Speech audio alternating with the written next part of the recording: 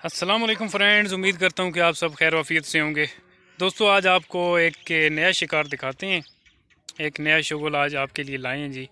तो अभी जो है ये खरगोश की शिकारी कुत्तों को कैसे ट्रेन किया जाता है, तो वो आपको एक आज छोटा सा शगल दिखाते हैं। तो चलते हैं जी। हुआ ना बिजू चटे कड़ के पर आओ वजन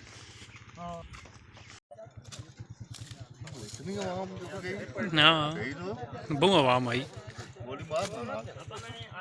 यार।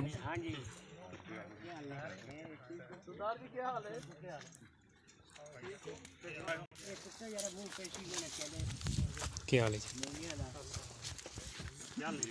ये पट्ठा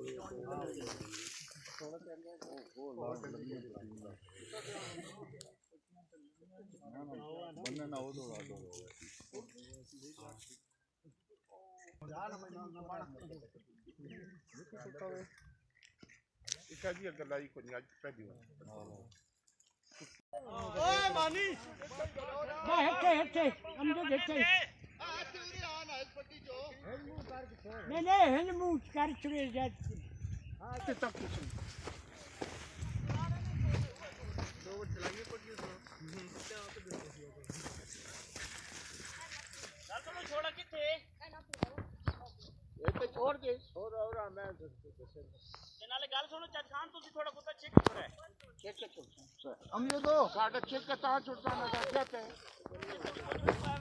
है ध्यान हम जो कितने ध्यान ओरा हम जो राइन मो कार पे छोड़ हैं बनने दे छोड़ो ना वो इतने बात है बनने डोड रो हैं मैं हैं छोड़ो